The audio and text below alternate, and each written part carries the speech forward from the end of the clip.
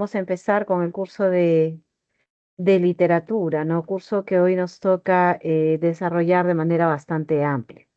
Permítame un minuto para poder compartir.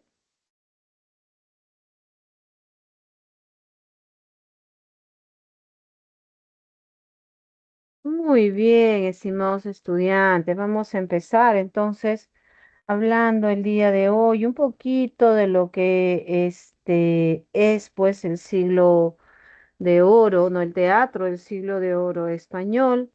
Hablar de Calderón de la Barca, de algunas características propias del barroco español también, donde se va pues a encontrar inmerso este autor, ¿no? Que nos va pues a ampliar el conocimiento y nos va a permitir pues tener también con nosotros mayor amplitud de poder entender qué fue el barroco, qué fue el teatro del siglo de oro español, qué significó para las letras, ¿no?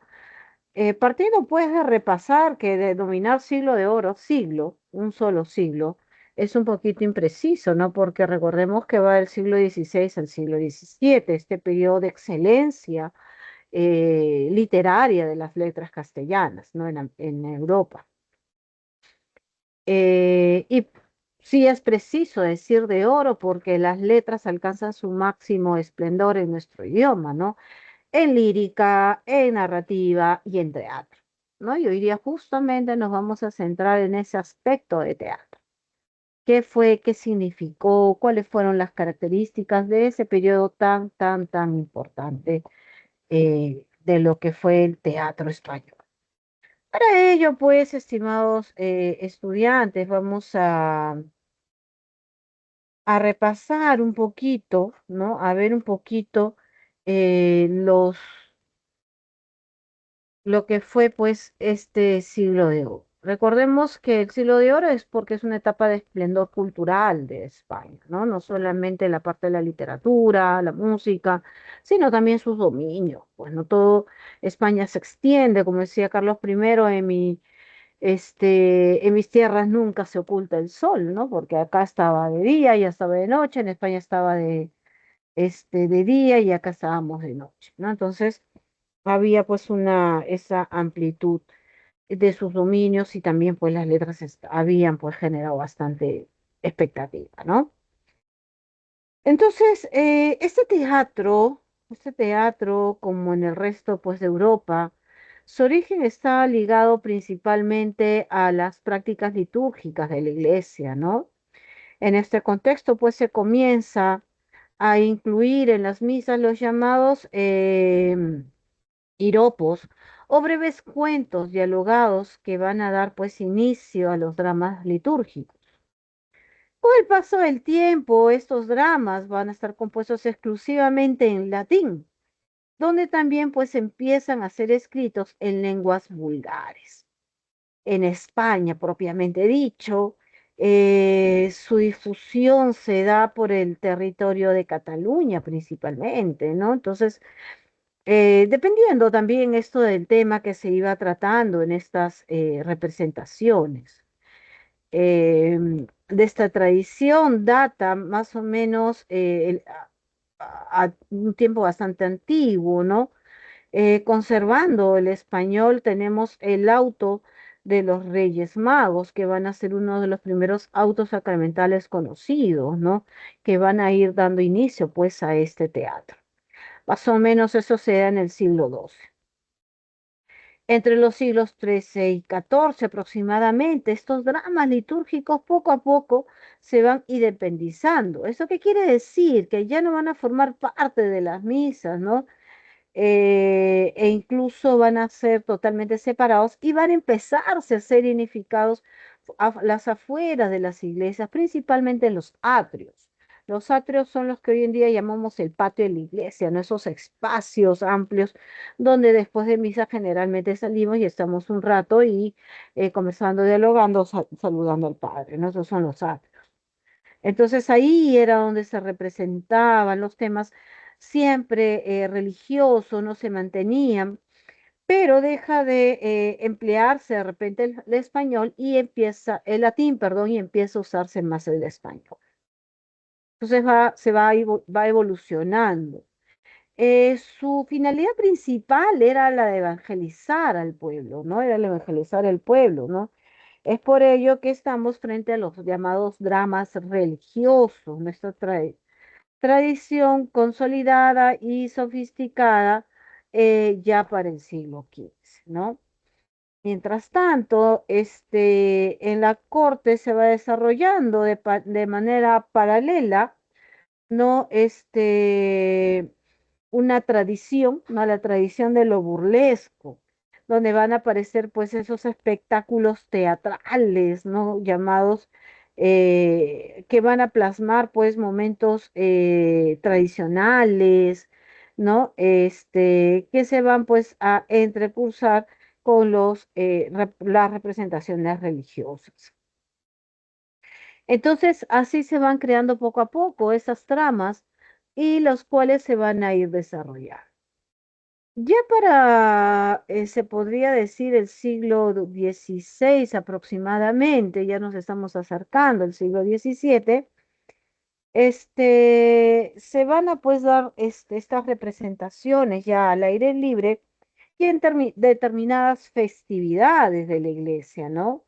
El cortesano que va adquiriendo una gran, pues, es principalmente el teatro cortesano que va adquiriendo gran relevancia en sus representaciones, principalmente en el reinado de Felipe, ¿no? Gracias a concursos importantes se van desarrollando estos elementos y se van dando en lugares muy específicos. Entonces, es aquí donde va surgiendo también un poquito de la etapa barroca.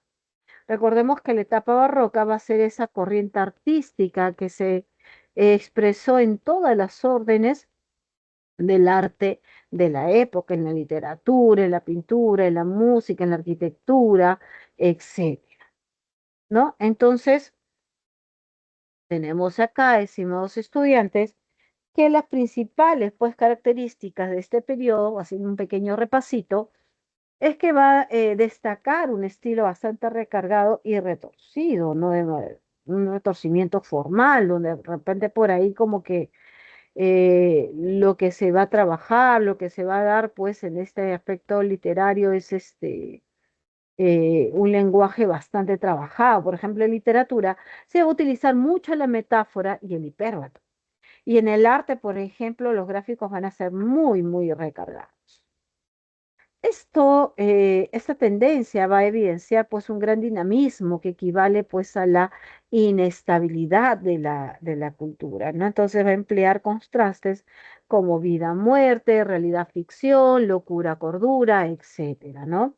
Entonces la vida va a ser una representación, no hay distinción pues entre realidad y ficción, sino todo este van a haber límites que se van a superar. Ya lo vamos a ver con más claridad esta característica cuando lleguemos a la obra que hoy vamos a tratar, ¿no? Además, otra de las características del barroco, estimado estudiantes, es el uso, ¿no? Concebido como un ser inconstante. El hombre es un ser inconstante, todo es mudable para él, ¿no? Hoy estamos alegres, más tarde estamos tristes, somos personas cuerdas, después somos personas orates, ¿no? Entonces, un día pensamos que un día estamos celebrando la vida y el día siguiente estamos celebrando la muerte, ¿no? De repente acongojándonos con la muerte. Entonces, hay contradicciones, no hay una estabilidad, porque el hombre considera que la vida es pasajera, ¿no? Que pasa muy rápido y obviamente al final de esa vida es la muerte, ¿no? Entonces va a incorporar alusiones mitológicas, ¿no? Bastantes alusiones mitológicas. Entonces, es aquí en ese contexto donde vamos a tener el teatro del siglo de oro, ¿no? Y ese teatro del siglo de oro español va a tener características muy, muy importantes para poder entenderlas. Una de las características trascendentales de este teatro del ese teatro pues del siglo de oro español, es que es un tipo de teatro bastante dramático, ¿no? Bastante dramático, que se diferencia del teatro clásico grecolatino. No es lo mismo. ¿Por qué? Porque en este caso va a mezclar lo trágico y lo cómico, ¿sí? no va a haber una tendencia netamente trágica y una tendencia netamente cómica, como lo hemos visto en el teatro grecolatino, sino más bien acá lo va a mezclar. Por eso dentro de sus eh, producciones vamos a tener a un personaje que va a ser el personaje cómico, ¿no? Con eso pues se busca mayor realismo, ¿no? Esto pues le va a otorgar mayor realismo a las obras. Porque la vida es así, la vida no todo es trágico, no todo es alegría, sino hay una combinación de ambos elementos.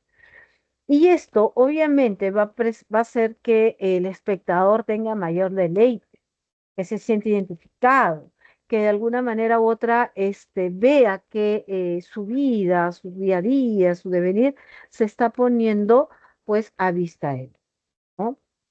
Entonces recurre al suspenso, ¿no? A momentos en qué es lo que va a pasar, nadie sabe, ¿no? Entonces crea esa expectativa obviamente en el otro interlocutor, en el público, ¿no? Entonces, el teatro dramático también se escribe en verso, ¿no? Está escrito en verso, en el cual destaca el octosílabo. Se trata de todo tipo de temas formados de la mitología, de la tradición o de la historia nacional y también extranjera, pero siempre se adecúan estos temas al gusto principalmente de la época, ¿no? Entonces, los temas van a ser variados y centrados en los gustos de las personas, del público de la época. Entonces, la acción, al ser un teatro, hacer una representación, va a caer principalmente en el personaje, ¿no? La acción es más importante que los personajes. Por lo tanto, los personajes van a tener que recurrir a ciertas acciones, a ciertas formas de actuar para poder construir su personaje y construir también la acción, ¿no? Entonces, en la comedia, lo pesca, por ejemplo, se van a emplear seis personajes. Por ejemplo, tenemos el galán, la dama, el padre o de repente el viejo, el poderoso, el gracioso y también la criada. Como estas obras eran dirigidas a un público socialmente heterogéneo, van a reunirse principalmente en corralones, ¿no? En corralones. Y aquí es importante indicar que el personaje típico, ¿no? Presenta personajes típicos en el cual destaca el personaje de el gracioso, el cómico, justamente para esta mezcla, ¿no? Para esa mezcla. Entonces, ¿cómo se configura el teatro de oro del siglo de oro español? Bastante, se podría decir sencillo, con una muestra pues de poder de alguna forma u otra hacer un conjunto de ambas representaciones, ¿no? Y aquí vamos a tener a personajes o a representantes muy importantes, ¿no? Uno de los personajes muy importantes que vamos a tener aquí es a Félix Lope de Vega, ¿no? Félix Lope de Vega. Félix Lope de Vega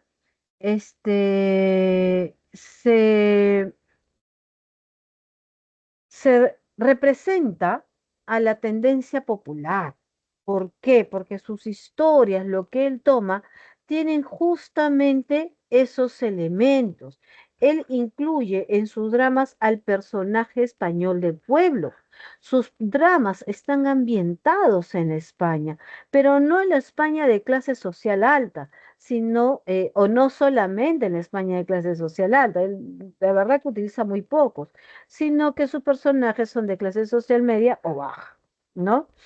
Entonces, esa es una característica de Lope de Vega. Por ello es que dentro de su tendencia decimos que Lope de Vega tiene un teatro nacionalista, ¿no? Y que los temas que toma de la leyenda son de la leyenda o de la historia de España. Es más localista Lope de Vega. También Lope de Vega, conocido como el monstruo de la naturaleza, ¿no? Apelativo dado por Miguel de Cervantes Saavedra, va pues Esto pues hace, este sobrenombre hace alusión pues a su inmensa obra y a su agitada vida que tiene, ¿no? Él escribía mucho y tenía una gran producción, más de 500 producciones, las cuales pues solamente han llegado muy pocas hasta nuestros días.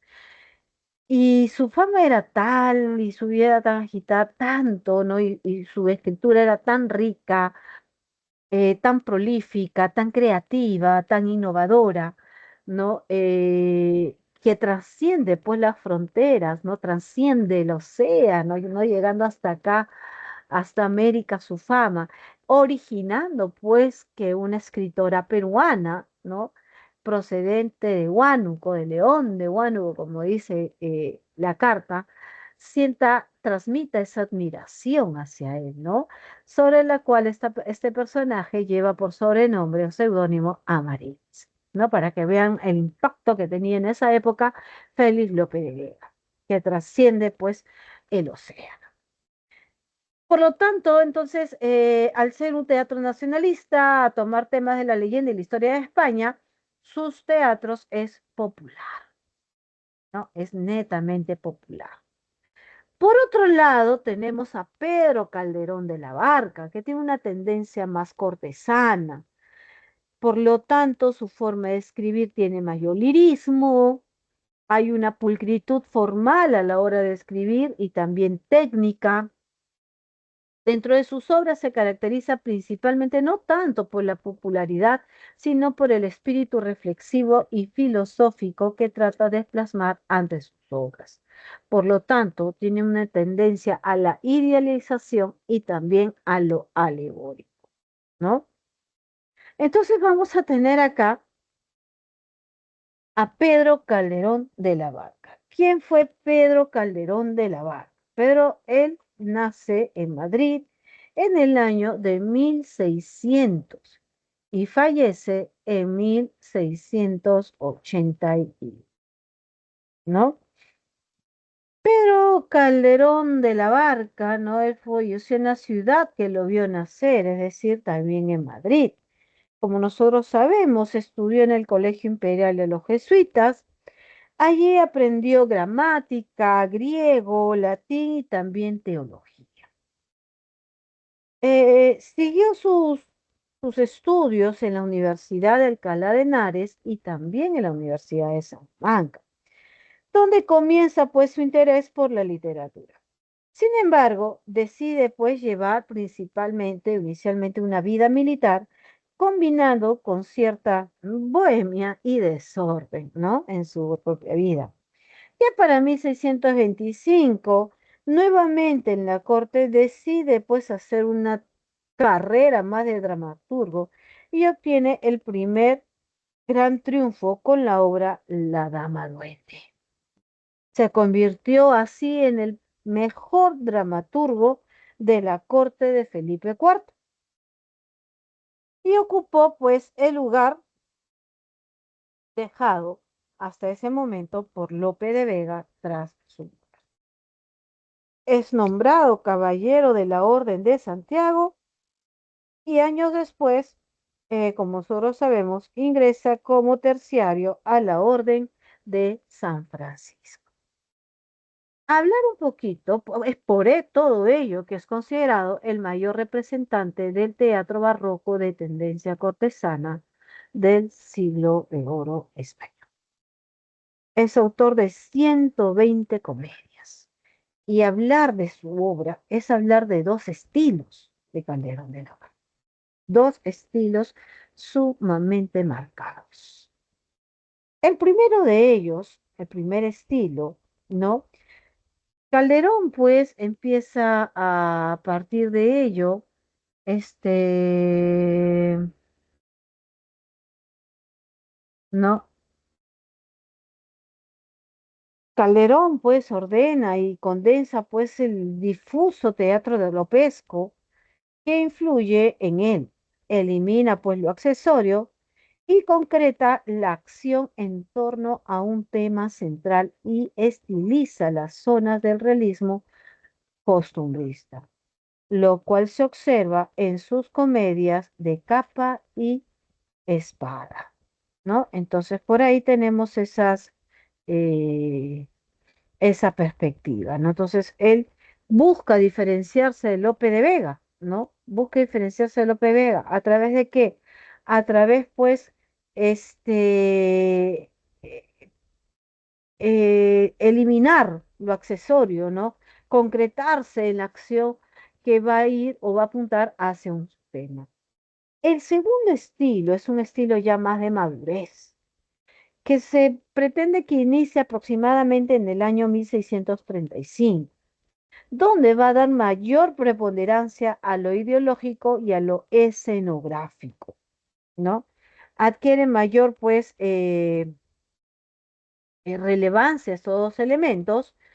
Los elementos realistas desaparecen casi por completo y da paso a un elemento que va a marcarse en su mejor obra. ¿Cuál es ese elemento? Que de repente por ahí va a ser el elemento crucial, el simbolismo, ¿no? Va a ser el simbolismo. Entonces, y no solamente el simbolismo, también lo fantástico, el simbolismo fantástico y poético, ¿no? Entonces aquí vamos a ver algunas características de ese mundo filosófico, por ejemplo, la ornamentación recargada, típico de la época barroca, ¿no? Típico de la época barroca. Vamos a tener una escenografía bastante complicada, escenográfica, que sirve pues de marco a las obras, sobre todo a las de este segundo estilo que va a dar. Una segunda, digamos, un segundo estilo es la subordinación de los elementos dramáticos, ¿no? A un motivo central, principal.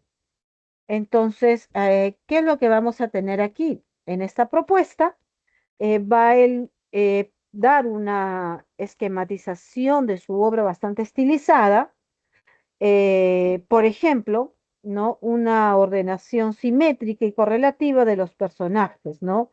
El violento, el apacible, entre otros. Siempre va a haber un personaje que va a ser la oposición del otro personaje que nos va a representar en la obra, ¿no?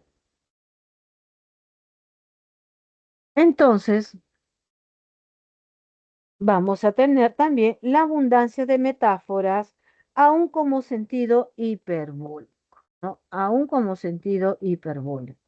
Es decir, aún como un sentido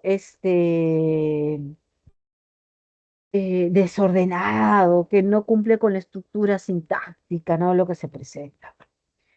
Y el carácter filosófico también. Y ese carácter filosófico, estimado estudiante, va a estar muy relacionado a lo social, por ejemplo, en la influencia de las convicciones de la época, ¿no?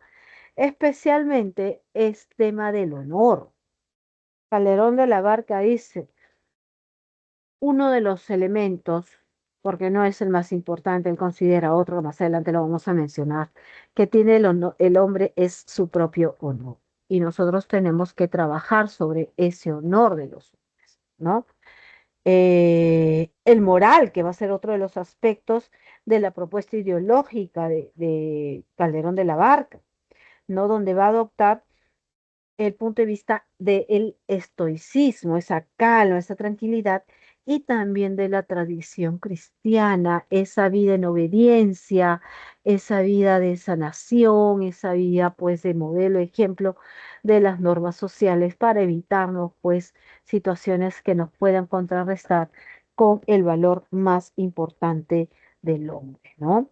Y finalmente tenemos el aspecto teológico porque se subordina a los conceptos de la teología neoescolástica de los jesuitas, ¿no? Por ejemplo, la concepción de del libre albedrío de la vida de los hombres, que más adelante se vas a dar cuenta que lo vamos a tener que mencionar también nuevamente, vamos a tener que retroceder a ese tema, ¿no? O mejor dicho, avanzar hacia ese tema.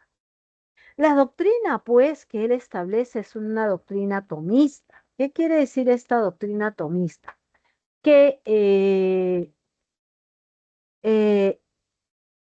el valor más importante, de acuerdo a esta ideología, es la inteligencia, es el intelecto, ¿no? Como decía Santo Tomás, ver para creer. Entonces, este estadio hace llegar pues al conocimiento de las verdades eternas, ¿no? Incluso dice, ¿no? Dios, ¿no? Perdón, va a dar relevancia al elemento intelectual, a diferencia de Lope de la Vega, que va a considerar que lo religioso no es tan intelectual, sino más bien es más sentimental y más emocional. Entonces, al igual que Lope de Vega, coincide en Lope de Vega, pues una supremacía, como yo te lo había dicho, una exaltación del honor y el respeto a la persona, ¿no? Del monarca, aunque llevados al extremo, ¿no? La lealtad al rey antepone la vida y el honor, ¿ya? Sus ideas, pues, morales llevan al sello pesimista de esa época, ¿no? La noción del desengaño, de, insiste, pues, en la apariencia engañosa de las causas, ¿no? Y su ineludible caducidad, ¿no? Todo en esta vida termina y termina en la muerte, ¿no? ¿Qué nos produjo Lope de Vega? Lope de Vega tenemos con él 120 comedias, 80 autos sacramentales, así como algunas piezas breves que son entremeses, loas, jácaras, entre otros. Dentro de las obras se van a dividir, por ejemplo, eh, en dramáticas de historia, por ejemplo, El Gran Zenobia, de Honor y de Celos, El Alcalde de Zalamea, de Enredos, La Dama Breve, la Dama Duende, perdón, y filosóficas, La Vida es Sueño, religiosas, El Mágico Prodigioso, y dentro de fantásticas, a ver, un momentito, por favor.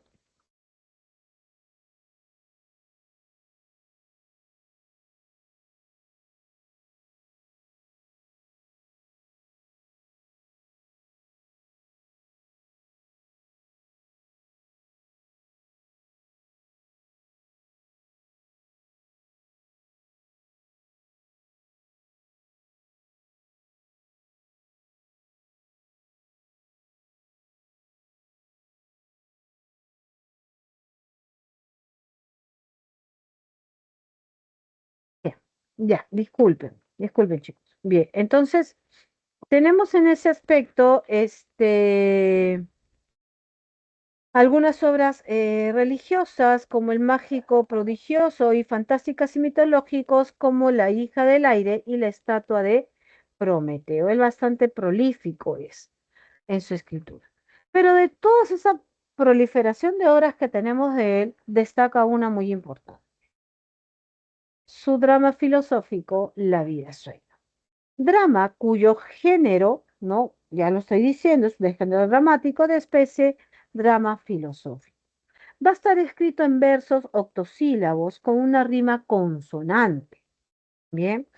Dividido en tres jornadas o actos de carácter alegórico, porque hay representaciones de lenguaje bastante culto y de un estilo sonoro.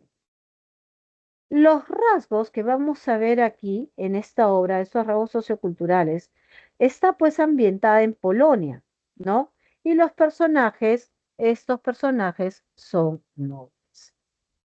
Ahora bien, ahora bien, un aspecto muy importante es que, bueno, ya te lo he dicho, está ambientada en Polonia, ¿sí? Está ambientada en Polonia. Pero también decimos que es alegórico. ¿Esto qué quiere decir? Que es simbólico. ¿Y de qué manera va a ser simbólico? Por ejemplo, Basilio, ¿sí? Basilio va a representar la culpabilidad. Bien, la culpabilidad. Astolfo, que es otro de los personajes, Astolfo va a representar la ambición. Bien, Rosaura, que también es otro de los personajes, va a representar la recuperación de de la honra.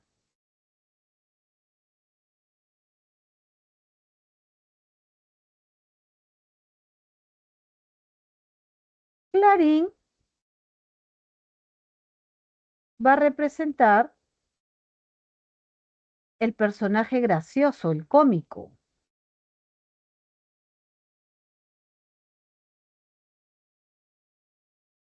Bien, pero falta un personaje muy importante, Segismundo. Segismundo. Él va a tener dos representaciones importantes. Va a ser un ser conflictivo, ¿no? Conflictivo, por un lado, y por otro lado también contradictorio. Esto va a representar, va a mostrar una mayor profundidad psicológica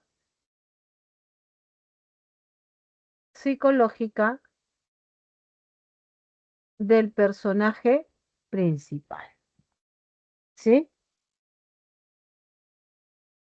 Es así como se va pues viendo o exponiendo o dando pues esa simbología, Pedro Calderón de la Barca, a cada uno de sus personajes, ¿no? Entonces, ¿en qué consiste la vida de sueño? ¿Qué quiere decir la vida de sueño? ¿Cuál es la historia? Esta historia empieza cuando Rosaura, ¿sí? Cuando Rosaura llega pues a Rosaura llega al palacio, ¿no?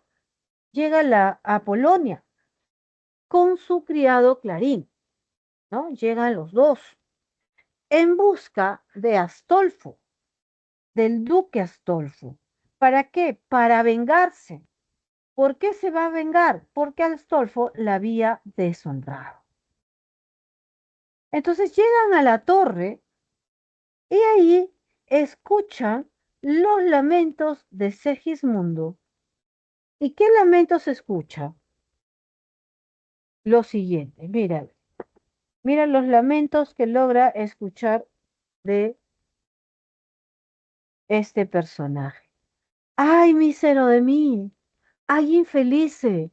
Apurar cielos pretendo, ya que me tratáis así. ¿Qué delito cometí contra vosotros naciendo? Aunque si nací ya entiendo qué delito he cometido. Bastante causa ha tenido vuestra justicia y rigor, pues el delito mayor del hombre es haber nacido. Solo quisiera saber para apurar mis desvelos, dejando a una parte cielos el delito de nacer. ¿Qué más os pude ofender para castigarme más? ¿No nacieron los demás? Pues si los demás nacieron, ¿qué privilegios tuvieron que yo no gocé jamás? Nace el alba y con las galas que le dan belleza suma, apenas es flor de pluma y ramillete con alas.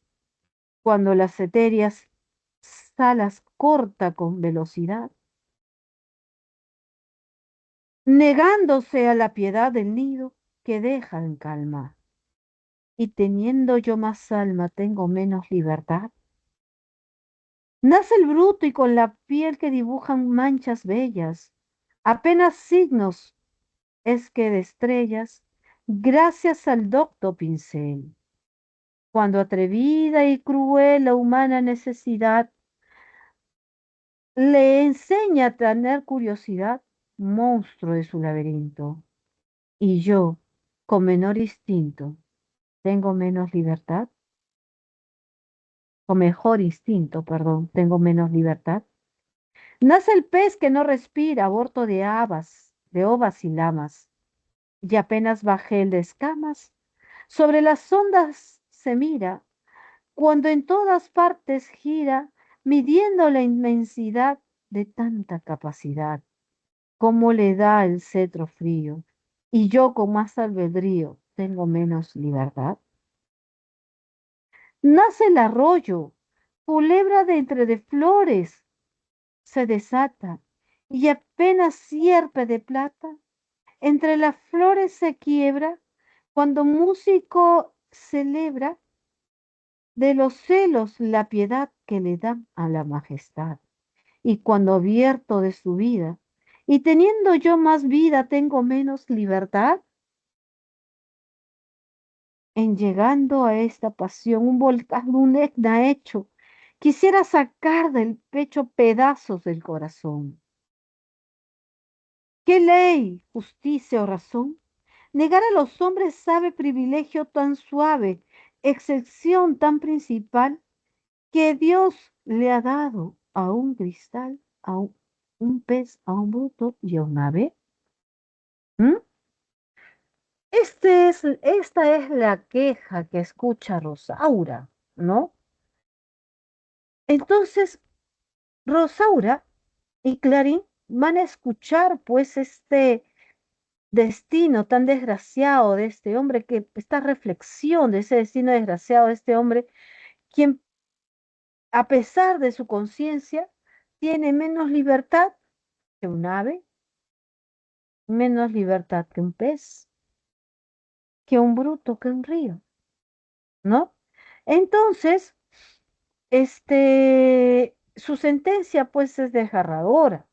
El mayor pecado del hombre es haber nacido, ¿no?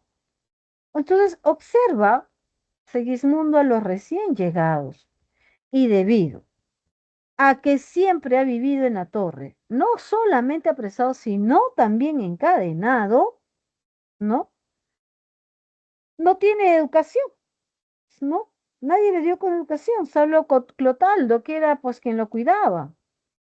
Entonces esto hace que Segismundo actúe con hostilidad. Cuando estaban ahí los tres, llega Clotaldo con soldados, quienes capturan pues, ya que el rey, capturan a los visitantes, ya que el rey había decretado que quien suba a esa torre sería condenado a muerte. Rosaura, confundida como hombre porque ya había llegado vestida como hombre, entrega sus armas y es allí cuando Clotaldo descubre que era el hijo que él hace mucho tiempo atrás había renunciado, ¿no? Los soldados se lo llevan ante el rey y Clotaldo va detrás de ellos. Es su hijo que hasta en ese momento pensaba que era su hijo. En el palacio entra Astolfo y Estrella, sobrinos del rey Basilio. Y no solamente sobrinos, sino también aspirantes al reinado. Aspirantes por voluntad propia. Pero Astolfo, creyéndose un hombre bastante vivo, dice, bueno, si conquistas, reinarás. Y dice, voy a conquistar a mi tío para que me dé todo a mí, pero ojo, también tengo a mi primita. De repente le dé a todo a ella, entonces mejor nos aseguramos y trata de conquistarla a Estrella. Estrella se da cuenta de los juegos de Astolfo y lo rechaza, ¿no? No cae en esos juegos. El rey Basilio, los sobrinos, perdón, entra el rey Basilio y los sobrinos se desviven pues en alabanzas a su rey, ¿no? Pero el rey les cuenta algo que los deja sorprendidos, pasmados, estupefactos, sin saber qué hacer, sin reacción. Él les dice que tenía un hijo y que a ese hijo lo tenía encerrado en una torre, porque había una predestinación, había pues una profecía que decía que el príncipe sería la desgracia para el reino. Entonces Basilio, temeroso de la certeza este,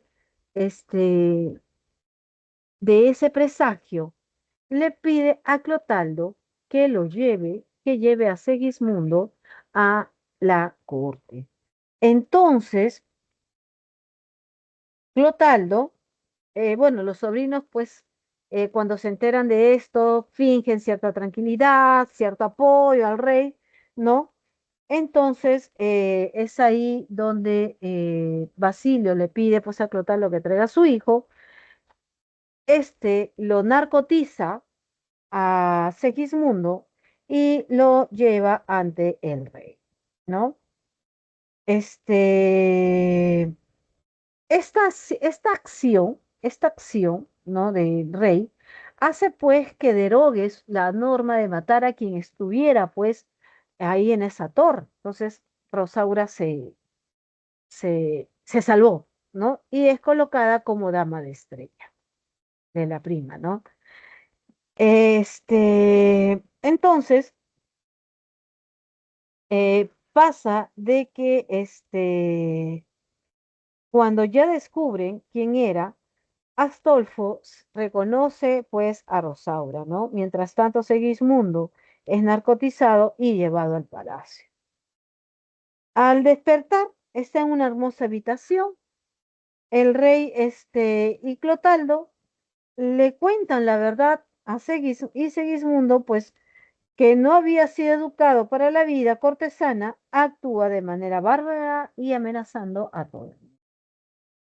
Ve a Estrella y luego a Rosaura, y ya que no las conoce, no las reconoce, entonces, lamentablemente, pues, atenta contra ellas. Y uno de los criados, pues, defensor de las mujeres, les pide, pues, a Segismundo que se controle, que no actúe de esa manera, pues, ¿no? Que no es adecuado ese actuar con las mujeres, ¿no? Entonces, esto hace,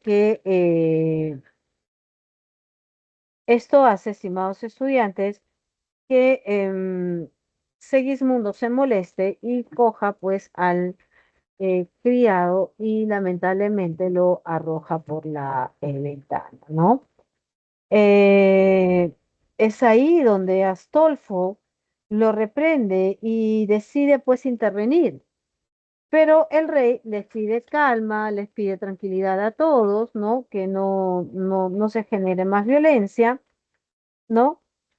Y en ese momento, pues, suplica pues a todos los que estaban ahí que se tranquilicen.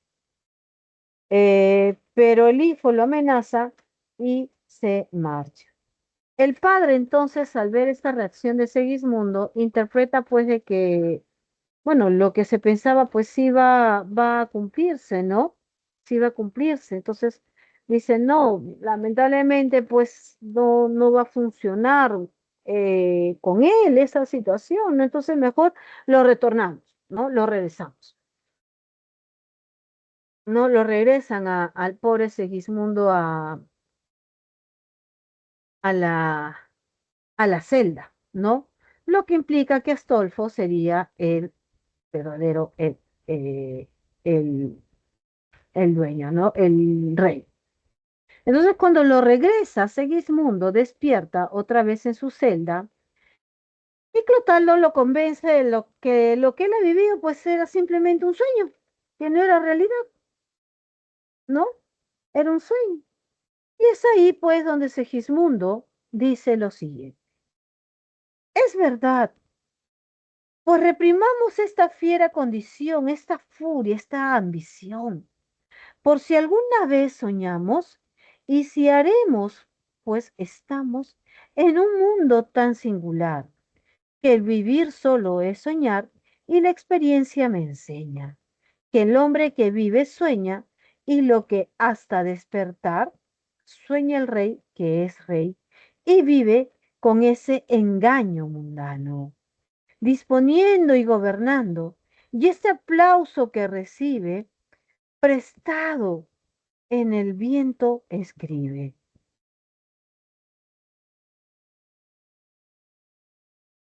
Y en cenizas se convierte. Que la muerte, desdicha fuerte, que hay quien intente reinar en el sueño de la muerte. Sueña el rico en su riqueza que más cuidados le ofrece. Sueña el pobre que padece su miseria y su pobreza. Sueña que a medrar empieza.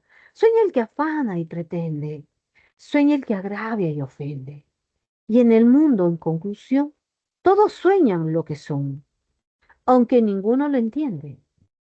Yo sueño que estoy aquí, de estas prisiones cargado, y soñé que en otro estado más lisonjero me vi. ¿Qué es la vida? Un frenesí. ¿Qué es la vida? Una ilusión, una sombra, una ficción. Y si el mayor bien es pequeño, que toda la vida es sueño, y los sueños, sueños son. Después de este monólogo tan filosófico, porque yo te pregunto, alumno, ¿qué es la vida? Desde tu perspectiva, tu análisis, ¿qué es la vida? ¿No? Entonces, después de este famoso monólogo sobre la vida, a Clarín también lo han encerrado en la cárcel por estar figoneando. El pueblo en ese entonces se entera, ¿no? Que hay un príncipe y con ayuda del ejército ingresa pues al reino, al palacio, y vence al Segismundo, es liberado y vence a su padre, ¿no? Es ahí, ¿no? Vence a su padre, se entera, pues, bueno, lamentablemente Clarín pierde la vida y el rey no esperaba clemencia de su hijo porque pensó que la profecía se iba a cumplir, pero su hijo Segismundo, ¿no? Que pensaba que quizás seguía soñando, actuó con más prudencia y perdonó a su padre. Y mostró y nombró consejero, perdón, a Clotaldo. Mandó capturar al soldado que lo liberó, pues a pesar de que lo había ayudado, también había actuado en contra de su rey. Y eso no era correcto y era imperdonable.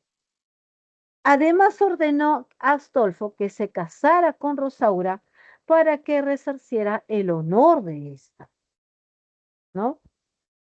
Entonces se observa acá al final de la historia que este personaje actúa como un príncipe justo y prudente, con lo cual contradice el presagio, ¿no? Un presagio que lo mantuvo encerrado. Entonces, ¿qué vamos a encontrar acá? La existencia humana entre la vida y la ficción. Es uno de los principales temas que vamos a encontrar en esta obra. El sueño, pues, o mejor dicho, se da las oposiciones, ¿no? Como en la época barroca, hacia una inclinación metafísica, ¿no? Es decir, el contraste entre la vida y la realidad o la ficción. Por eso es que poner la vida es sueño. Esta obra también tiene un trama subyacente a una ideología de marcado pesimismo y también escepticismo, ¿no? La reflexión en torno a la vida, ¿no? Como un sueño, es decir, como algo esporádico y algo fugaz, algo que no dura para siempre, ¿no? Donde el hombre vive, es decir, sueña, sin saber si es sueño absoluto es dueño, perdón, absoluto de sus decisiones o forma parte de una trama, de un destino, ¿no? ya establecido. El otro tema es el libre albedrío, la lucha entre la fatalidad y la decisión de la voluntad humana, de evidencia en la creencia en los astros por parte del rey, el cual pues permite el encierro de Segismundo y su libertad e incumplimiento de las predicciones. Ello muestra que el hombre toma conciencia de que es dueño de sus acciones. Ese es el libre albedrío. Tú eres dueño de tus acciones, las decisiones que vas a tomar. ¿Qué es lo que vas a hacer? Entonces, si yo quiero irme de viaje, pues decido irme de viaje, decido el lugar, decido el modo de viaje, la fecha, ese es libre albedrío. Ah, pero si yo me voy de viaje en una época en la cual voy a faltar, voy a dejar de editar, voy a tener a veces circunstancias, entonces, estimado estudiante, tú te haces responsable de esa decisión que tomaste. Porque, ojo, estás haciendo uso de tu libre albedrío.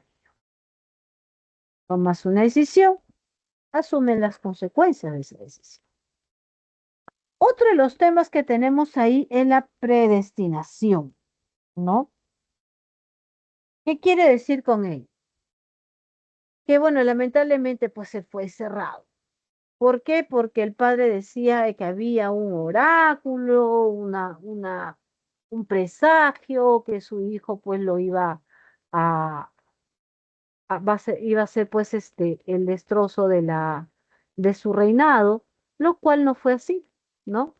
Lo cual no fue así, no se cumplió esa predestinación, ¿no?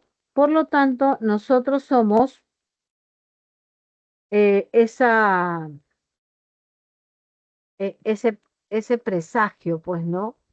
De lo que estamos trabajando, de, de las acciones que nosotros podemos tomar, ¿no? Entonces, estimados estudiantes, otro de los temas viene a ser la falta de libertad. El mayor bien que tiene un hombre, que tiene una persona, es su propia libertad. Tú decides, pero ojo, tu libertad también tiene un límite. Y el límite es donde empieza la libertad de la otra persona. ¿Ya? El perdón del hijo al padre, donde pues el padre se va a ver en la situación en que agravió a su hijo, ¿no?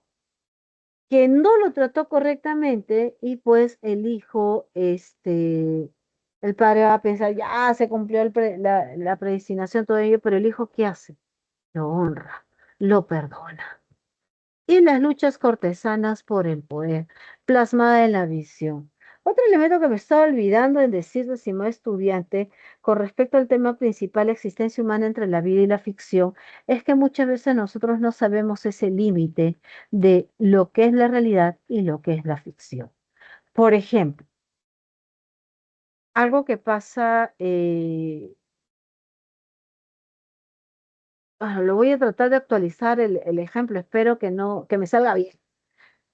¿A qué me refiero? A que nosotros, por ejemplo, bueno, ustedes como jóvenes actualmente están vinculados en las redes sociales, en los juegos en línea, y creamos un personaje ahí, un alter ego, ¿no? Construimos una imagen virtual y muchas de las personas creen que eso es realidad, ¿no? Entonces, y confundimos. Podemos en una imagen tener pues digamos, situación, te puedo decir, bueno, vamos a tener como una, ¿cómo te podría decir? Una, una imagen, una forma de ser.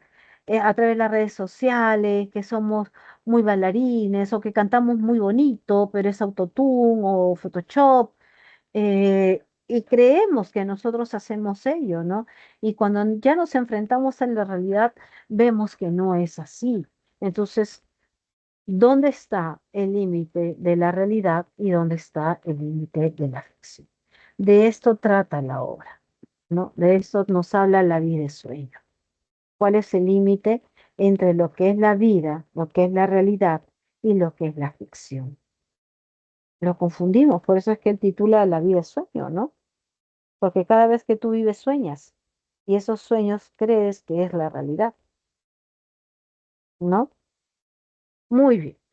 Antes de pasar, vamos entonces a la parte práctica. ¿Sí? Un momentito, por favor.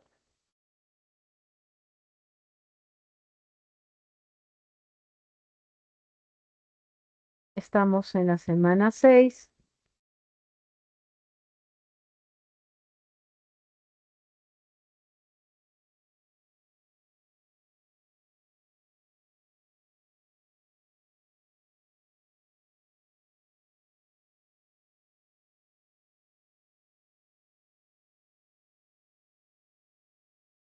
Muy bien, vamos pegando ahí. Tenemos unos minutos para poder contestar. ¿Sí?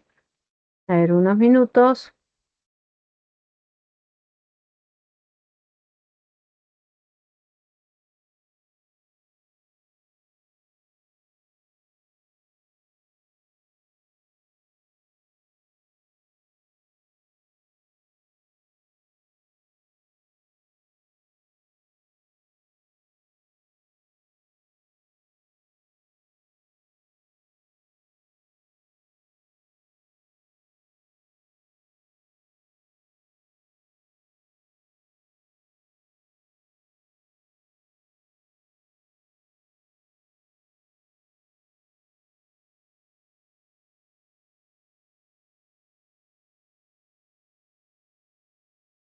A ver, unos minutos.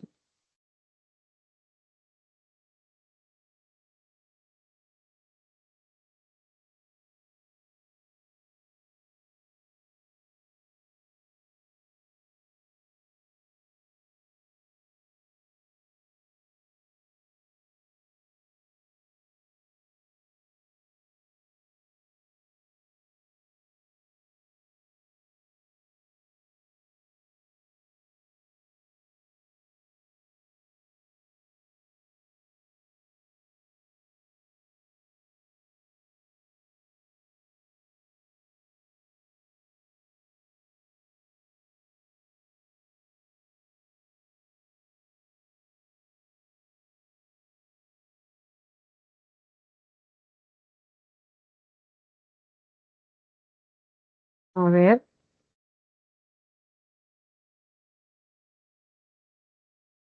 a ver, a ver, a ver.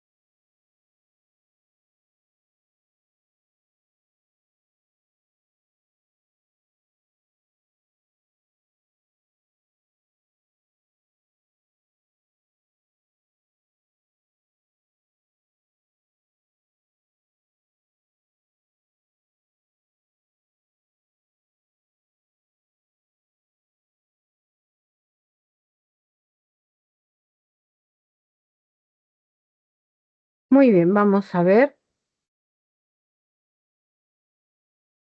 Tenemos lo siguiente. A ver, luego de leer, ¿no? Luego de leer las siguientes los siguientes versos de Soledad de Góngora y Argote. Marca la alternativa que contiene enunciados correctos correlacionados con la característica del barroco. Era del año la estación florida, en el que, en que el mentido robador de Europa, media luna, las armas de su frente y el sol son todos los rayos de su pelo. Luciente honor del cielo, en campo de zafiro, paz estrellas, cuando el que el ministrar podía, la copa Júpiter mejor que el garzón de ida. Entonces tenemos acá presencia de contrastes y oposiciones. Si tenemos eh, honor, ¿hay deshonor? No, no hay, ¿no? Entonces esto es falso. Inclusión de personajes y alusiones mitológicas. ¿Qué dicen ustedes? Júpiter, Ida, Verdadero. verdadero, correcto. Alteración de la sintaxis por el uso del hiperbatón. ¿Qué dice? Verdadero también, ¿no? Era del año la estación Florida, ¿no? En el que mentido robador de Europa. Aquí está el hiperbatón, ¿no? Luciendo honor del cielo. Ahí está. Entonces también es verdadero. En campo de zafiro pases estrellas, ¿no? Estrellas pasen los campos de zafiro. Desarrollo de un estilo completamente recargado, sí, ¿no? Desde lejos se ve. Muchas vueltas le da el tema. Alternativa C. Bien, alternativa C.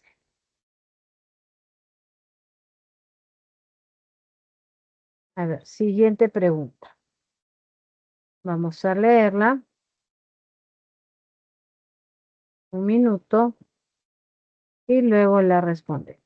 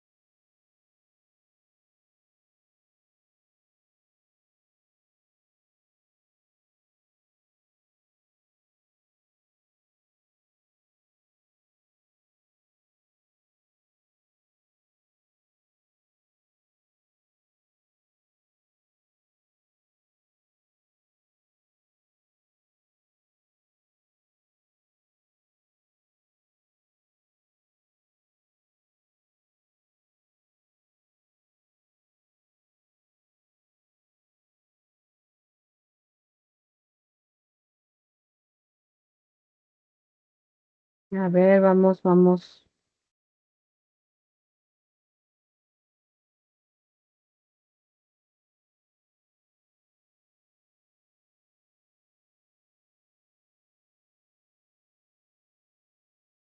La 2, la C. A ver, 12. A ver, vamos a ver. En la vida es sueño de Pedro Calderón la Barca, Basilio mantiene encarcelado a su hijo Segismundo por una profecía. ¿Correcto? Para probar si el destino es inevitable, Basilio realiza un experimento. Lleva a Segismundo dormido al palacio para observar si al despertar como príncipe puede dominar sus pasiones con la razón. Esta acción del rey demuestra la creencia en la superioridad del derecho divino de los reyes sabios sobre su destino, Si hubiera creído eso, no lo hubiera llevado, porque ya el destino ya está marcado y él no se va a arriesgar, ¿sí o no? Por lo tanto, la alternativa A no es. La capacidad de la astrología para predecir el futuro es lo mismo que la anterior. La posibilidad de que el libre albedrío pueda vencer a un destino predicho, sí, ¿no? Trata de probar ello. La necesidad de una educación estricta para los príncipes herederos no tiene nada que ver porque él nunca recibió educación. La inevitabilidad de la violencia en el ser humano en un entorno de poder, no. No porque él no sabía que era poderoso, solamente se le dice que era hijo de. Por lo tanto, o efectivamente, la respuesta es alternativa C. Muy bien.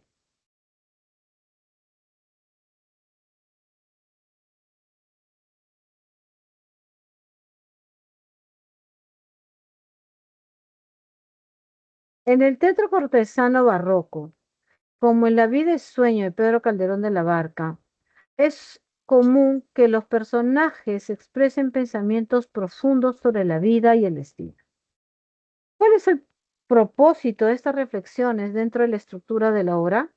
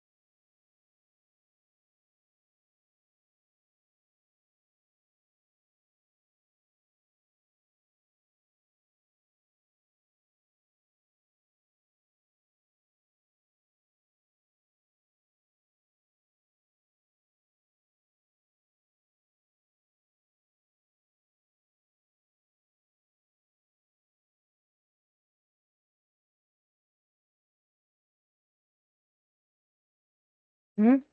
A ver, chicos, La 3 la C. 3C nos dice también. A ver, vamos a ver. En el teatro cortesano barroco, ¿no? Tenemos la vida es sueño.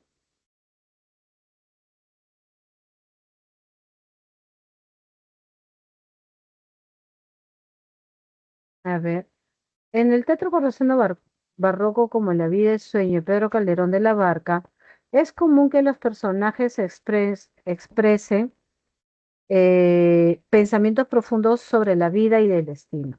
¿Cuál es el propósito de estas reflexiones dentro de la estructura de la obra? Ya. Mostrar la posición social entre la aristocracia rusa. Bueno, la aristocracia rusa no tiene nada que ver para empezar acá, ¿no? No tiene nada que ver. Falso.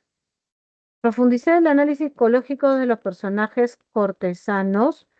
No, porque quien realiza principalmente esto es Segismundo y no es, bueno, es un personaje cortesano, pero que no está siendo tratado como tal, ¿no? Falso. Explorar temas universales mediante el análisis interior de los protagonistas también. Criticar las costumbres de la época, no, no tiene nada que ver esto. Y presenta la sencillez de lo cotidiano a través de personajes populares. Muy bien, por lo tanto, es alternativa C. Muy bien. A ver, antes de continuar con, con las preguntas, vamos a realizar lo siguiente. Un momento, por favor.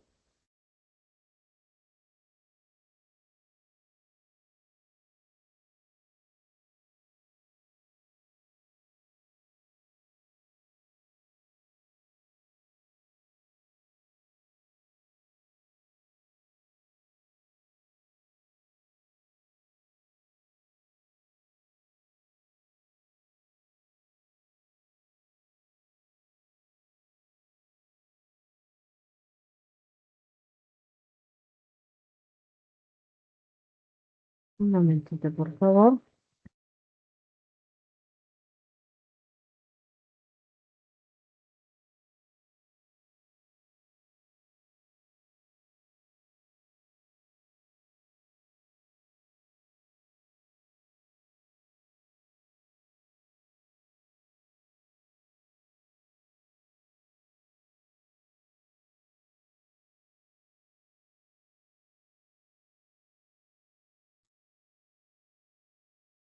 Muy bien,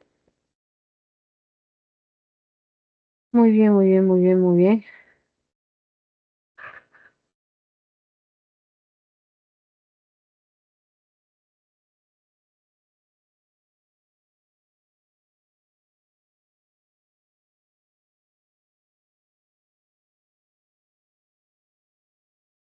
A ver, un ratito.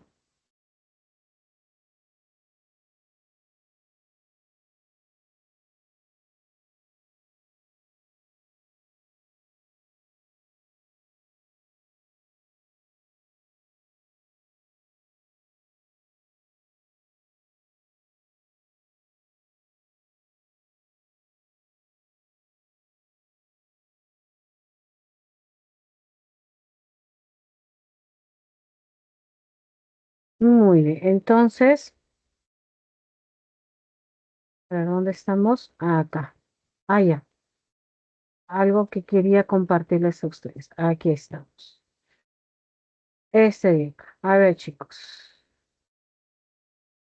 Permítanme compartir. Estemos atentos.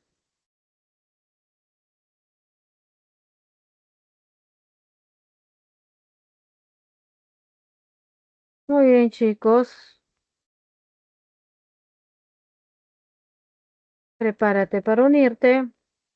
Antes de continuar, vamos a profundizar un poquito. Ahí está el QR.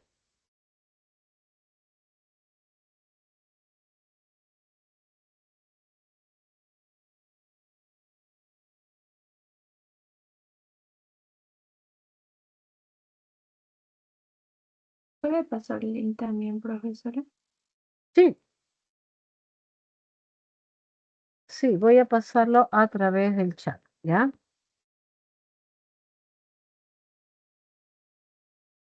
Muy bien, están participando por el.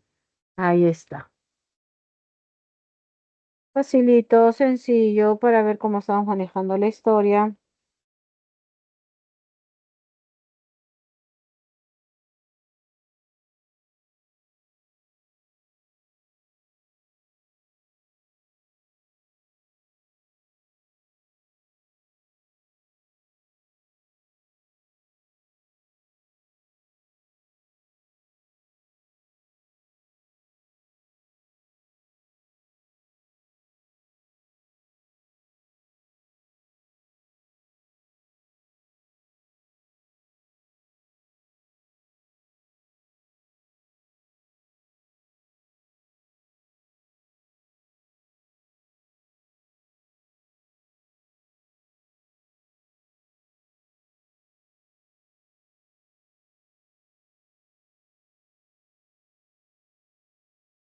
Muy bien, ¿cuánto vamos ya?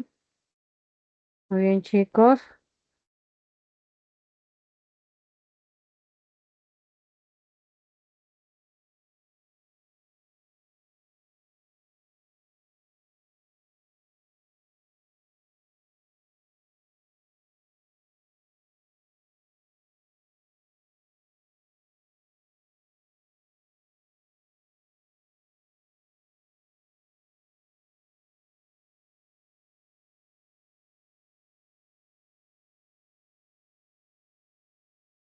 Muy bien, vamos a empezar entonces.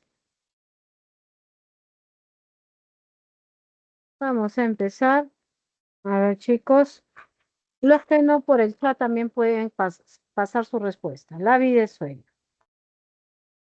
3, 2, 1, empezamos. ¿Quién es el personaje principal de la obra? Clotalo, Clarice, Gismundo, Astolfo.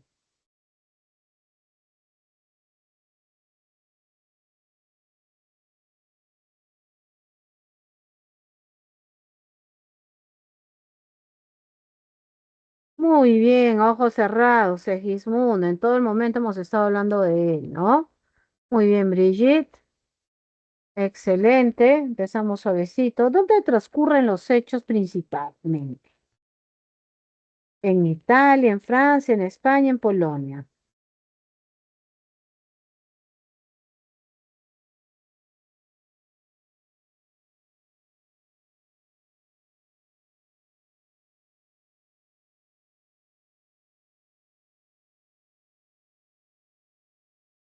Muy bien, exactamente. En Polonia. Todo se trata de la corte de Polonia. Bien. Basilio era rey de Polonia. Muy bien. 1910 tiene excelente. El Lara subió 5 puestos. ¿Quién es el padre de Sigismundo y rey de Polonia? Creo que ya lo dije. Clotaldo, Clarín, Basilio, Astolfo.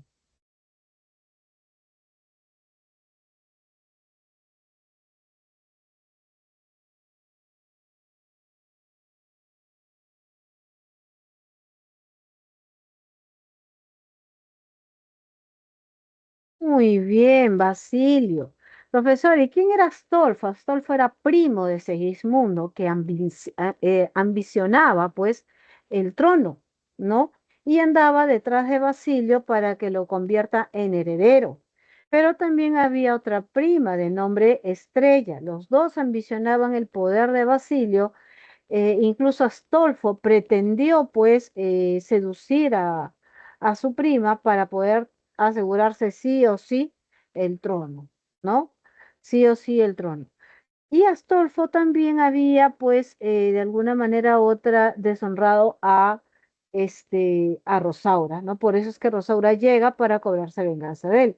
Pero el padre de Segismundo y rey de Polonia era Basilio, quien ante el presagio que le había dado, pues, que él tenía, encierra a su hijo Segismundo, lo encierra y lo encadena en la torre más alta del palacio. Muy bien, chicos, sigamos. Son prófugos de la justicia y están huyendo. ¿Quiénes eran? Segismundo y Clotaldo, Rosaura y Clarice, Segismundo y Rosaura, Astolfo y Clarice.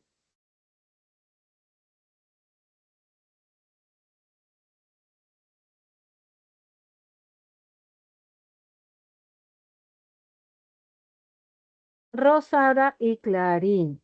¿Por qué? Porque Rosaura había sido deshonrada por Astolfo y lo que ella buscaba era esa venganza, ¿no? Pero en esa época, pues la mujer no podía ser deshonrada. Así no fuera su culpa. Ya no podía ser deshonrada, tenía que cuidarse. Caso contrario, pues iba a recibir pues el repudio de su gente, ¿ya? Y lamentablemente Rosaura se dejó seducir y fue deshonrada por Astolfo, ¿no? Muy bien, Brigitte mantiene pues el puesto. Brigitte, ¿quién libera y proclama rey a Segismundo?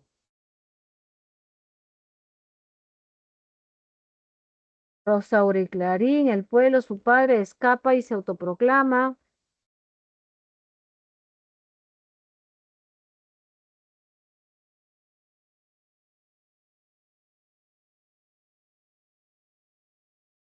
Exactamente, quien lo libera y proclama rey a Segismundo es el pueblo, quienes se unen con el ejército para liberarlo porque no querían como rey a Astolfo, ¿correcto? Entonces el pueblo se entera de que había un príncipe y se une con el ejército, van y lo liberan y lo vencen, liberando así pues a Segismundo y proclamándolo rey de Polonia, ¿no? Muy bien. Mm. ¿Cómo encontramos a Rosaura al principio de la obra?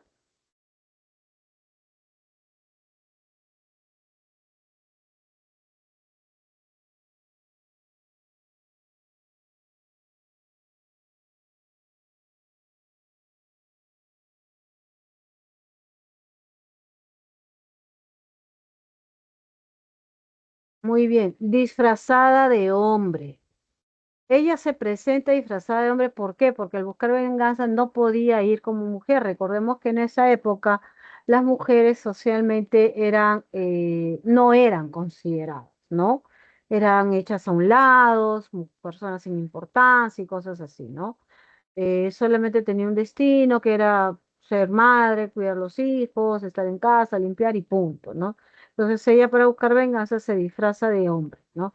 Y también para no ser reconocida. Muy bien. Pregunta 7.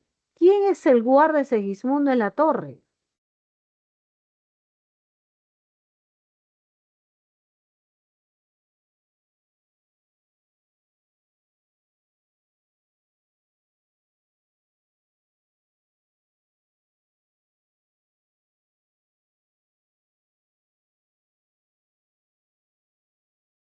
Correcto. Clotaldo es quien pues procura a Segismundo desde muy pequeño hasta su edad adulta. Y Clotaldo es padre de Rosaura. Clotaldo sí le tenía pues esa atención hacia Segismundo, tanto así que cuando Segismundo es puesto rey, Clotaldo es nombrado su consejero, ¿no? Creo que más padre fue Clotaldo que aunque Clotaldo renunció a su propia hija, ¿no? Muy bien, Rosaura está avanzando, está quemando ahí gente, muy bien. Para Segismundo, la torre es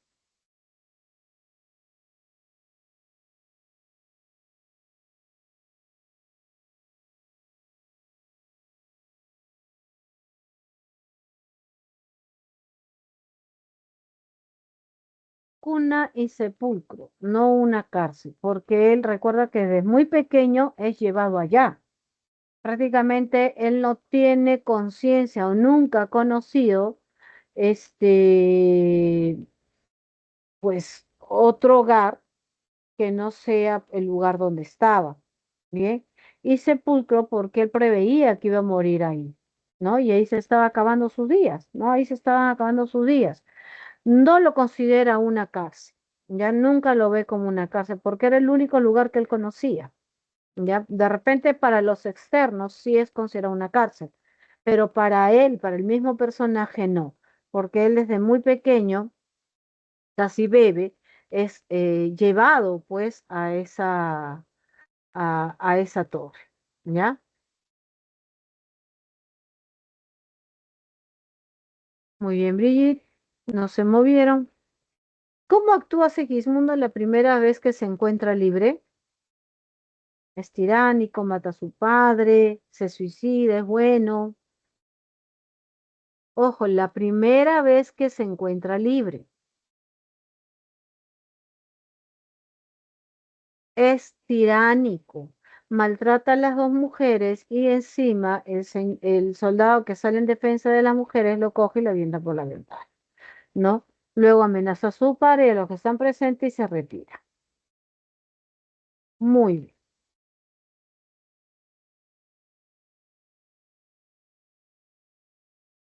Rosaura es hija de, ya lo había dicho, ¿hija de quién?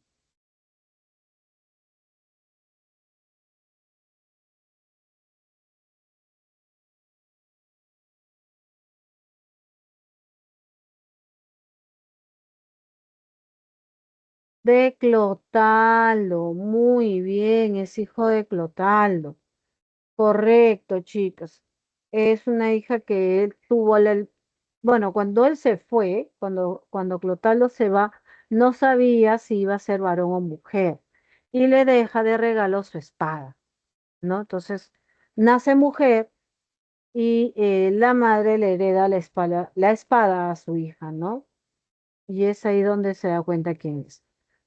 Oye, chicos, vamos a ver el podio. Felicitamos con 8.082 puntos a Mari, tercer puesto, con 8.259 a Rosaura y con 8.537 puntos a Brigitte. Excelente. Felicitamos también en cuarto puesto a Andrea y quinto a Emilia y todo lo demás.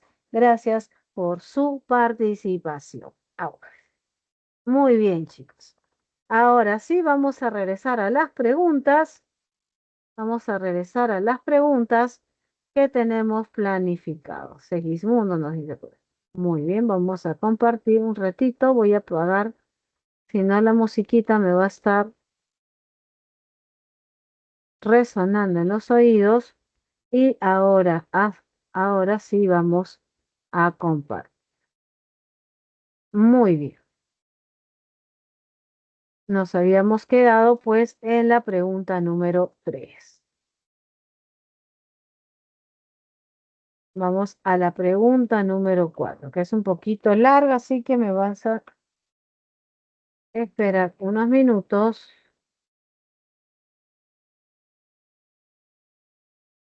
Vamos a ponerla ahí. Y la pregunta número 4.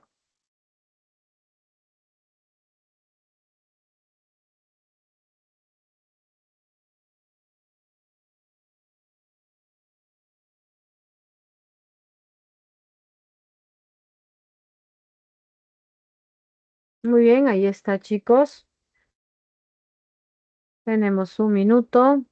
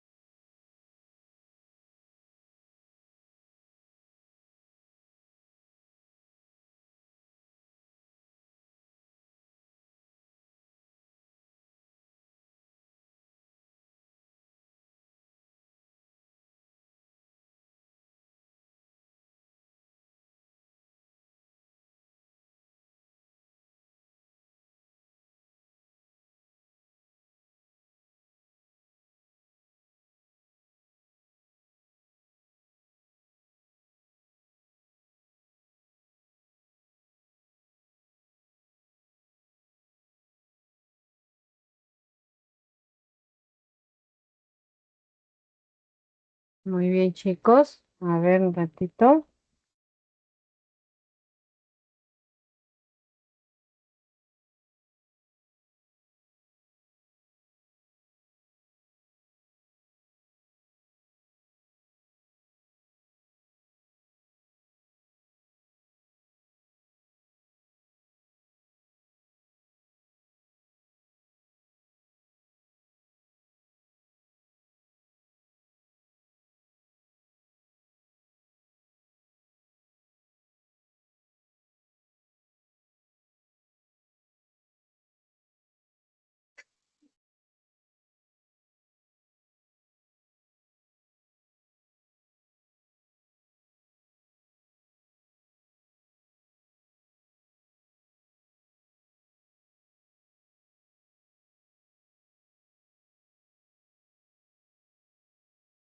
Muy bien. A ver, vamos a ver.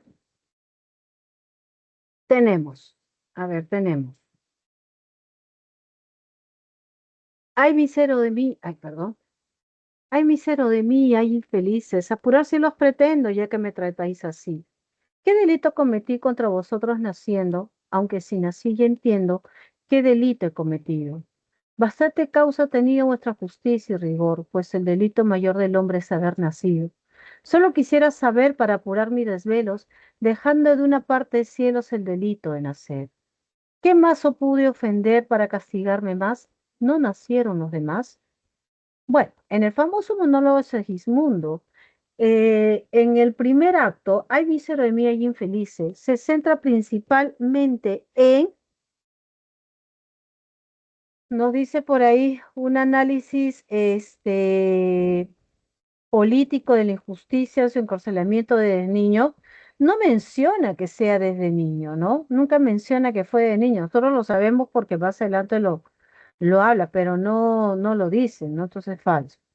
Una reflexión filosófica sobre la naturaleza de Dios y el castigo divino tampoco lo dice. Una invectiva contra su padre nunca insulta ni menciona a su padre. Una exploración de la libertad y la condición humana, sí, puede ser. Un plan detallado para escapar, no hay ningún plan detallado para escapar. Por lo tanto, la respuesta correcta es la alternativa D, porque a través de esa pregunta, a través de esa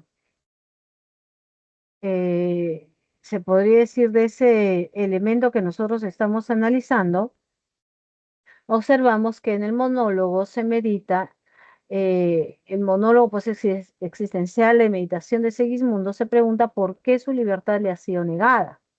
¿Por qué su libertad ha sido negada?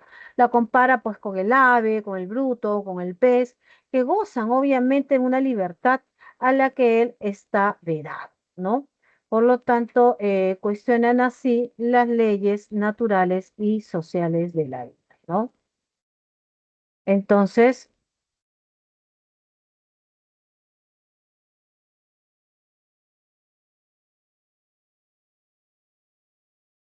entonces eso es lo que de alguna manera u otra trata de expresar, ¿no? Muy bien,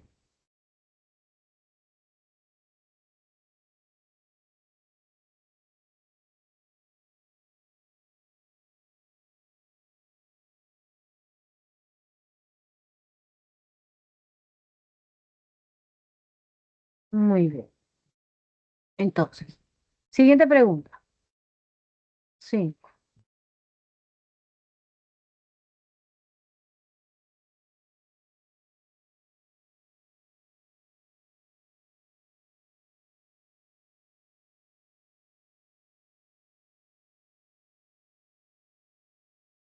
Observemos.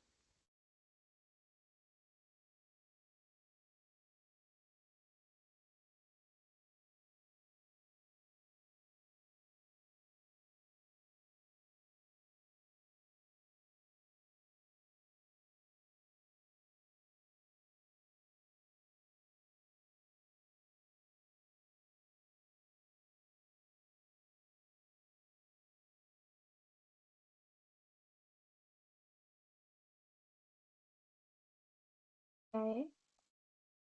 La E nos dice por ahí. Vamos a verlo. Dice, en la imagen se observa el desenlace de la obra donde Segismundo se arrodilla ante Basilio y perdona. Eso simboliza principalmente el triunfo militar de Segismundo sobre las fuerzas de su padre. No, o sea, sí se da el hecho, pero no se observa ello. ¿Por qué? Porque sería al revés, ¿no? Porque el que vence es Segismundo, pero Segismundo es quien se arrodilla, por lo tanto es falso. La confirmación del pronóstico astrológico, el pronóstico astrológico decía que su hijo iba a ser la perdición del reino y no se ve ninguna perdición. La victoria de la razón de Estado sobre los sentimientos personales no tiene nada que ver. La subordinación final del hijo ante la autoridad paterna, ¿ah? O el triunfo del libre albedrío, ¿sí? El triunfo del libre albedrío y la razón sobre las pasiones y el destino. A ver, la subordinación final del hijo ante la autoridad del padre. Autoridad, no. Ahí está. Paterno indiscutible. No, no, no, no, no es época de los 90. Sino el triunfo del libre albedrío, la de él fue, tomó esa decisión, ¿no? De poderlo realizar. Y la razón sobre las pasiones. Él razonó, el pensó y el destino. Verdadero. Alternativa E. Muy bien, chicos.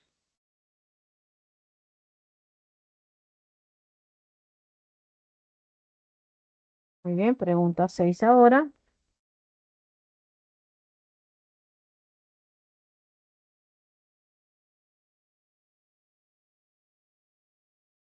Analicemos pregunta 6.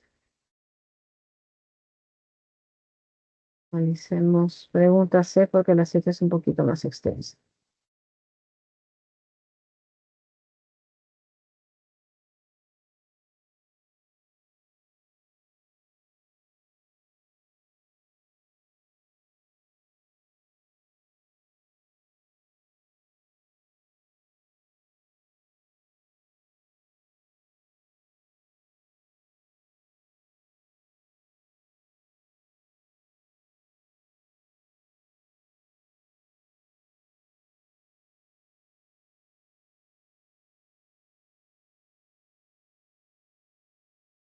La C. La C nos dice, a ver, vamos a ver un ratito.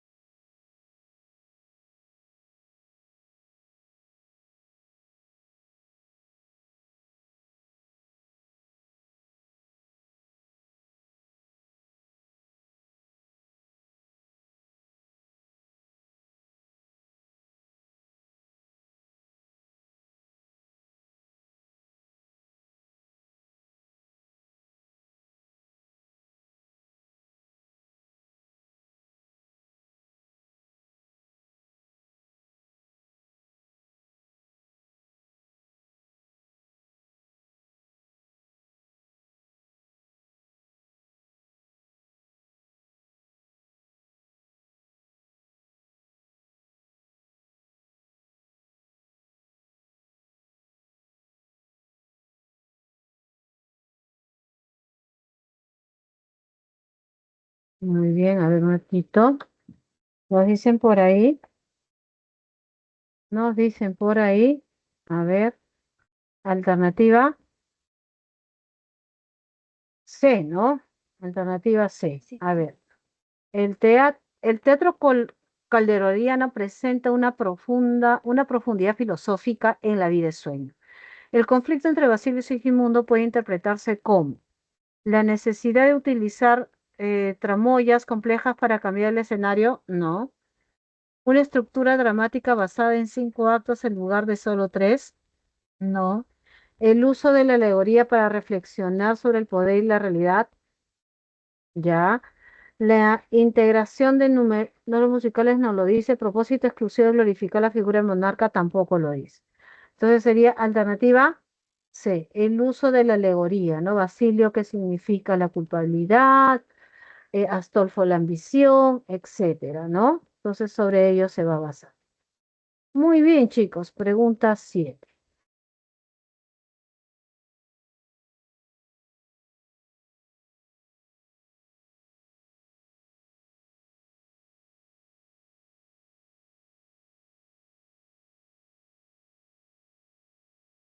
A ver, vamos viendo.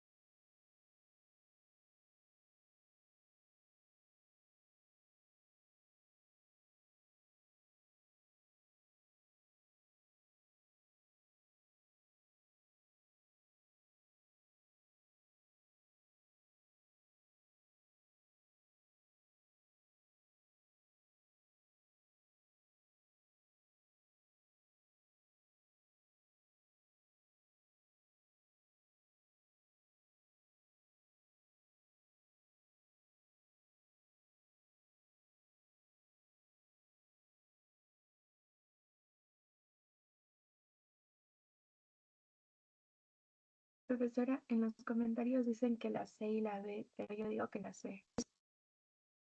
A ver, vamos a ver, vamos a ver, vamos a ver cuál de los dos realmente cumple con ese,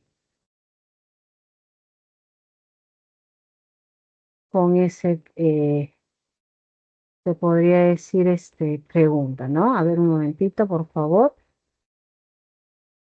Sí. Vamos a ver, vamos a ver.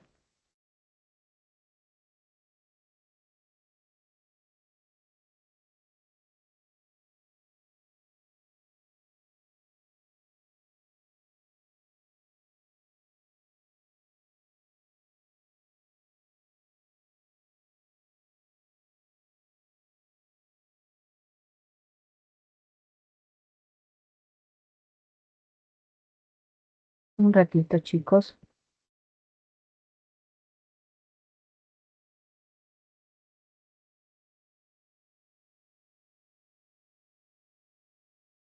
Un ratito, espérame.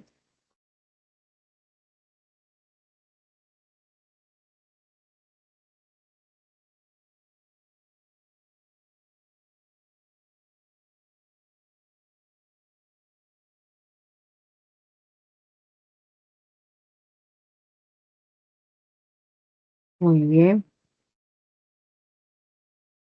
muy bien. A ver, vamos a ver, vamos a ver, vamos a quitar la incógnita, ¿no? Vamos a quitar la incógnita de cuál de las dos sería la respuesta correcta. Muy bien,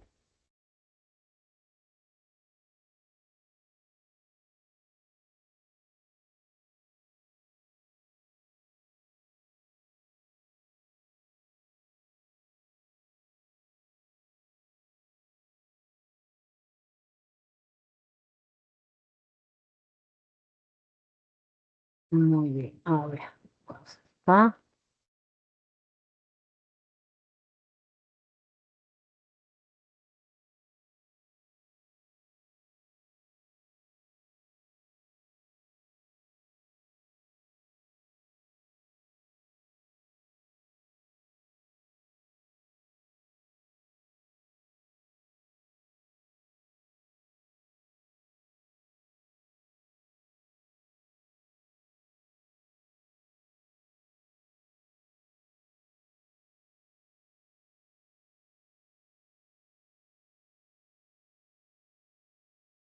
Muy bien. Vamos a ver, estimados estudiantes, la alternativa de la pregunta número 7, la D, dice, a ver, ¿qué ley, justicia o razón negar a los hombres sabe privilegio tan suave, excepción tan principal que Dios le ha dado a un cristal, a un pez, a un bruto y a un ave?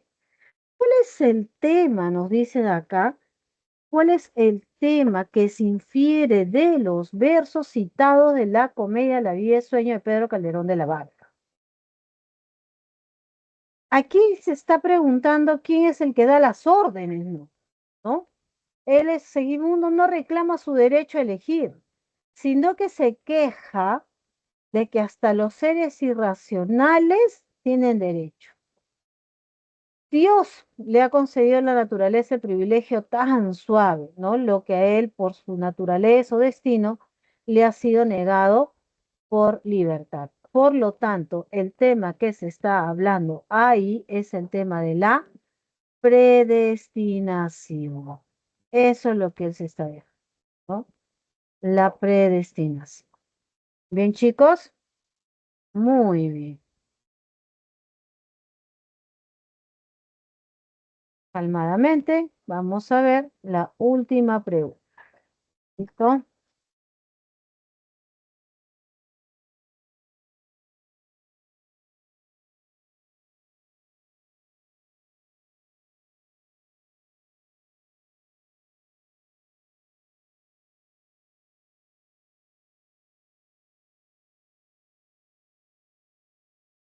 Ahí estamos. Profesora, ¿podría explicar la 7 por qué es predestinación? Lo que pasa de que, observa acá, lo que te pregunta acá es qué ley, justicia o razón negar a los hombres sabe privilegio tan sabe de ser hombre, ¿sí o no? Entonces lo que te está diciendo al hablar de ley, justicia, nombres, ¿a quién demanda para yo estar en la condición en la que estoy? ¿Quién lo dice? ¿No? Esa es la cuestión que a las de repente hay un escrito, algo que antes que yo naciera dice, ¿saben qué? Esto tiene que ser de esta manera. Y luego menciona un personaje importante. ¿Cuál es? Dios, ¿no? Negar a los hombres sabe privilegio, tan sabe excepción, tal principal que Dios le ha dado un cristal. O sea, Dios le ha otorgado como destino un pez, un bruto, un ave y un cristal que sean seres humanos. O perdón, que sean seres libres, que tengan o gocen de su libertad. Y él hace esa comparativa. Si Dios a esos seres los hace libres, ¿qué ley a mí como hombre me está negando ese privilegio? ¿No? Entonces, eso no puede ser el pecado original, no puede ser el libre albedrío, porque lo que pregunta es por qué no tiene libre albedrío, ¿no? El nacimiento con espartano no tiene nada que ver, la búsqueda de la libertad tampoco se relaciona porque lo que él no está buscando es la libertad, sino él está cuestionando, ¿no? ¿Qué es lo que a él ha demandado como hombre de vivir como está viviendo? O sea, ¿quién lo ha condenado a ese destino? Y eso se entiende como la predestinación de la persona. Ese es el cuestionamiento que él está haciendo en esa parte, que de repente va a haber dentro de esa misma monólogo partes en la cual él pues eh, hable sobre la libertad, sí, sí hay partes, pero en estos versos él está preguntándose qué es lo que él impide tener ese privilegio, ¿no? Y el privilegio es la libertad, pero no es que él esté buscando la libertad, sino es quién lo condena a que él no tenga libertad, ¿no? Y dentro de todas las alternativas que tenemos, la más cercana viene a ser la predestinación, porque no habla tampoco del libre albedrío, no habla de él, sino se está preguntando más bien, ¿quién está condenándolo, ¿no? ¿Quién lo está condenando? Y nosotros sabemos de la obra que quien lo condena a él es su padre. ¿Por qué? Por la predestinación que le había escuchado. De ahí se colige la respuesta. No sé si logré satisfacer tu inquietud o de repente te quedaron más dudas. Sí, Como, profesora, ya me ve. ok, o como solíamos decir cuando estamos en la academia, no me convence, ¿no? A veces decimos así, no me convence. Muy bien. La pregunta número 8, chicos, bueno, ya ¿nos queda o no nos quedan minutos? No, nos quedan todavía, ¿no? 10 minutos. ¿O no? A ver, déjenme ver un ratito el horario. Un minuto. Nos queda un minuto. Sí, sí. Ay, entonces, daré la respuesta raudamente. Aquí la respuesta, chicos, es la alternativa de Dedero, la realidad y la ficción, ¿no? Pero en general el tema desarrollado es el conflicto entre la realidad y la ficción, ¿no? Dices bien, anuncio fue el caso que fuese cierto, realidad, pues la vida es tan corta, soñamos, alma, soñaremos otra vez, ficción, ¿no? Hay esa combinación entre ambos. Muy bien, chicos, ha sido todo un placer haber compartido con ustedes en esta oportunidad. Tengan buen fin de semana y nos vemos la próxima clase. Cuídense. Hasta luego, chicos.